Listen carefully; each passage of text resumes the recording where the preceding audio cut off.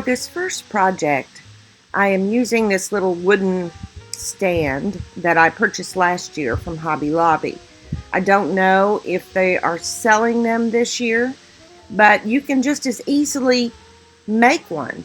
My husband did last year for me on the Baubles and Bits decor piece that I made because I wanted it horizontal and I also wanted it about an 8x10 size. This one is more like a little shy of a 6x8. The first thing I am doing is trying to create some grooves like wood grain, and I ended up using my X-Acto knife. The screwdriver wasn't sharp enough to do that, so I just made a ton of lines. They weren't necessarily straight, but wood grain isn't necessarily straight either. After that, I lightly sanded it and gave it a coat of white gesso, only on the front there.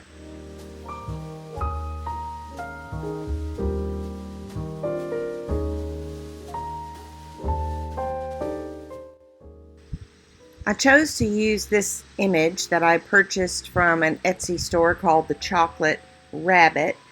There are actually 4 vintage style pumpkin labels that you get in this digital download. Now, I always print on rice paper for a laser printer that I purchased from Amazon, and I will link that or give that link in the description box below the video.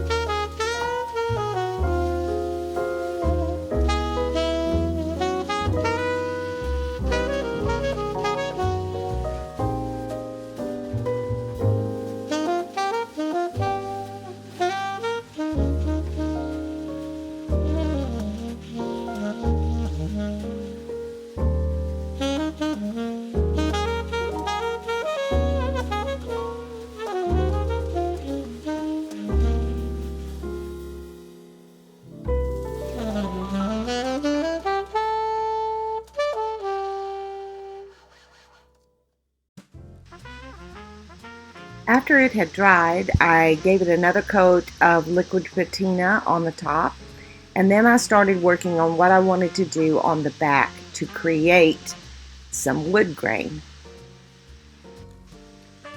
I'm going to be rolling out some air dry clay that will cover the entire back of the board. To help with that, I first kind of draw a rough outline so I know how much clay I need both vertically and horizontally. When rolling clay, you really need to use a lot of cornstarch, both on your roller and on the little parchment paper there. And by the way, I'm trying to think of what it is. It's not saran wrap, but it's, press and seal. I have a box of that, and I have really started enjoying using that to wrap my clay. It clings to it so tightly that air is not getting in it.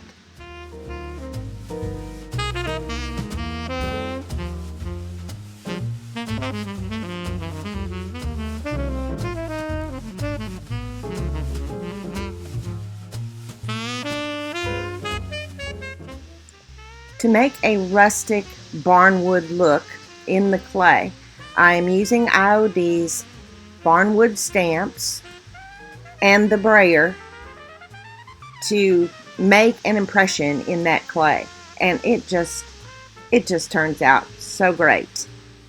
After that, I glue it onto the board and trim it up a little bit because I also want to make more clay to actually create a barnwood frame, and that frame needs to be raised up higher than the back side that has clay on it.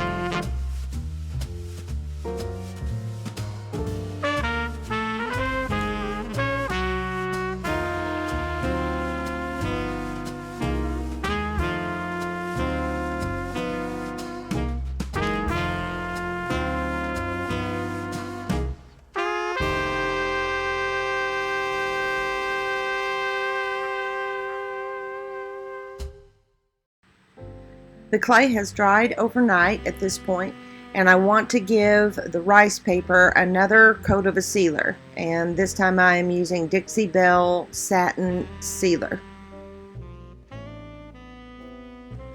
For the top finial and for the base, I want it to look like rusted iron.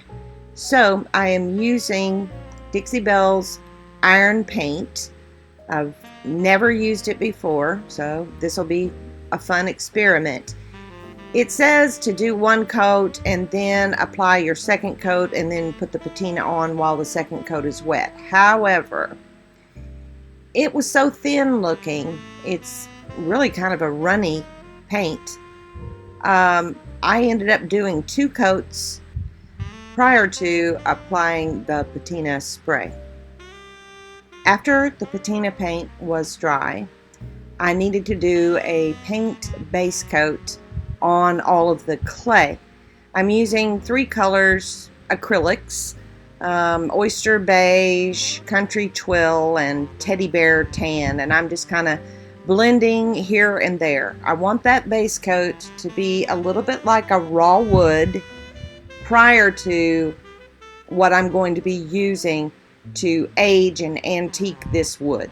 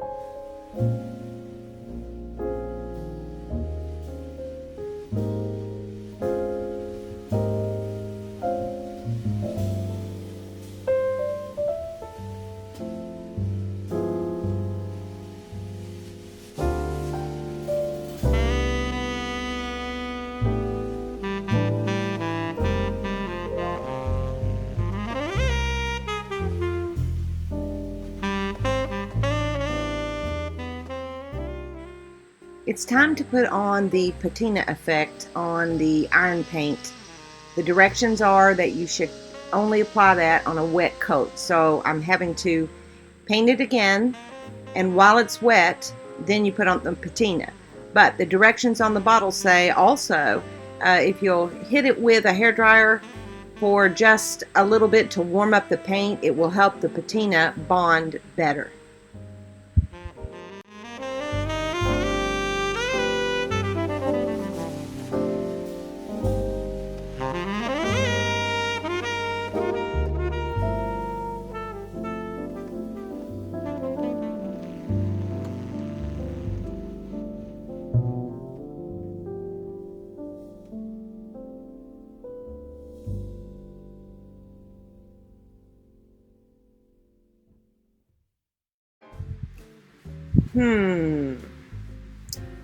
My review of Dixie Belle's iron patina. The top spindle has hardly any rusty looking stuff on it. The base has quite a bit, but in spots it's not there, like on the edge. Where the patina product could sit, like on the top of that base, it did pretty well. But where it was brushed on, like on the top spindle, not so much. I'm not happy with that. Supposedly you could do it a second time, but I don't think I'm going to get good results unless it were laying flat, and then I'd have to, with that round spindle, that'd take 4 days. It takes 2 to 6 hours for that patina to take effect, and I had left it overnight, but yeah, no. So I'm going to go back to some faux finishing techniques. First here, I'm trying using some alcohol inks. They don't really show up a whole lot. So I switched to paint and then applying my cinnamon mixture, which is cinnamon, ground cloves, nutmeg, and a tiny bit of turmeric. And I'm just going to tamp it in, put it up where I want it, underneath paint, let that dry a little bit, and then I will top coat it with Polyvine Dead Flat varnish. I wanted to create something different for the back on top of that wood finish. And by the way, normally I show you my steps flipping back and forth between what I'm doing, but I edited this so that you saw all the finished board piece prior to what I'm going to do now to create some lettering. I got out the Dainty Flourishes mold from IOD, and it's just so pretty that I decided, okay, I'm going to see if I can make some letters using this, spelling out the word fall.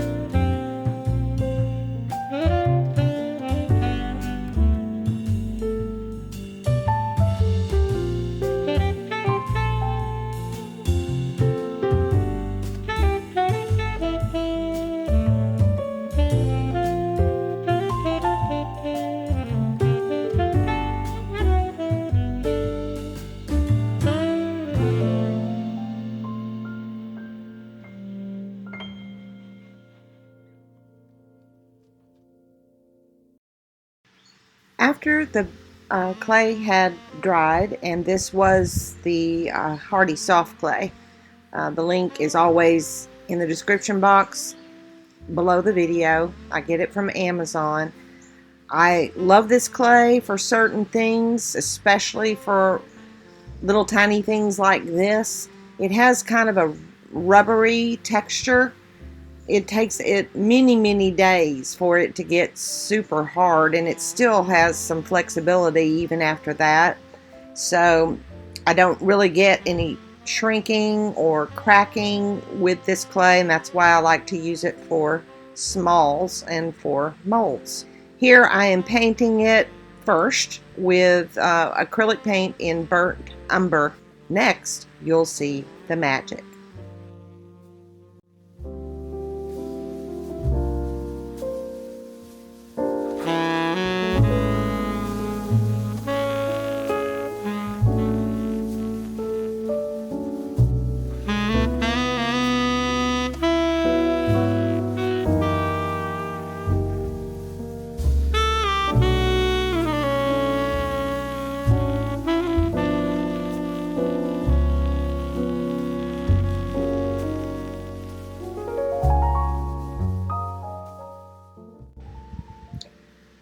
Once the metal leaf adhesive is clear, which takes about 30 minutes, maybe a tiny bit more, it's still very sticky. So what I am using is SEP, that's the product, SEPP, metal leafing, sometimes called Shebin, and this is their autumn mix. I also have their spring mix. I purchased it from Amazon, and again, the link will be in the description box below. So you can see I just kind of piled it on there. The first step is to use a thick but soft brush to pounce that leafing into the adhesive. You need to pounce really well. Next, I will use a little bit stiffer brush to start brushing the flakes away, the loose flakes. It takes some time to do that. After I go over that whole piece, then I'm going to use a smaller, much stiffer brush to continue removing the metal leaf. I accidentally got some adhesive on the branch and the little stem of the acorns. Wasn't paying attention, just kept going, kept brushing it on, and I didn't want that with the metal leafing on it. I still wanted it to kind of look like a branch. So now I'm going back in and I am actually painting that with a metallic. It's a chocolate brown metallic paint.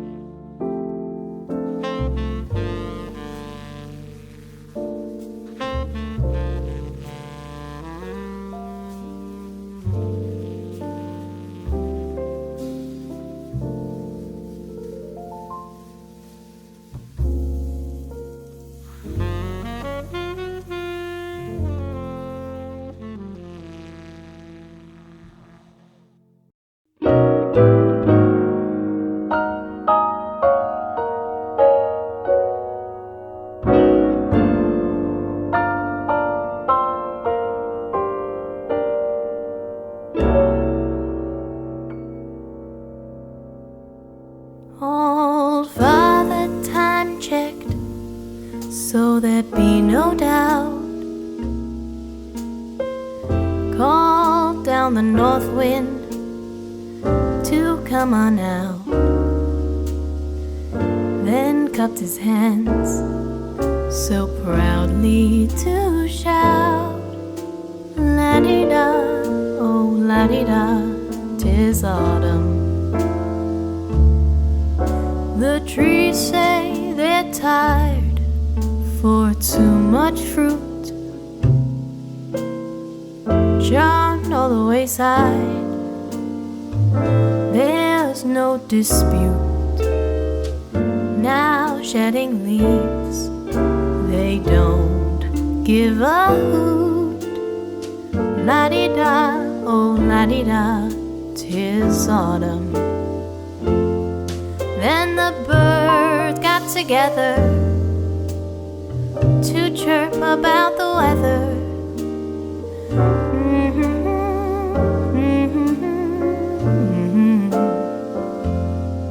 After making their decision in birdie-like precision, turned about and made a beeline for the south.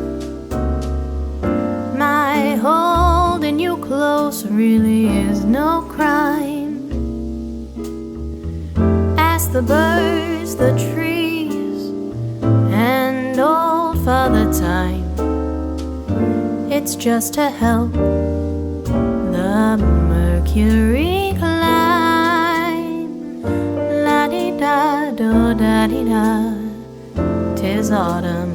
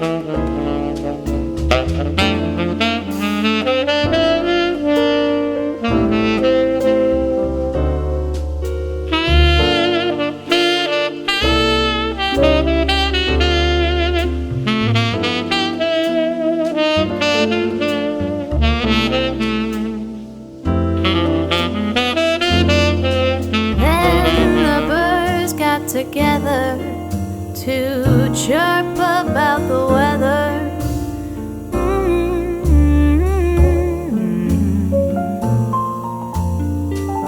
After making their decision in birdie-like precision, turned about and made a beeline for the south. My holding you close really is no crime. Ask the birds, the trees, and old Father Time. It's just to help the mercury climb. La-di-da, oh la-da-dee-dee-da, 'tis autumn.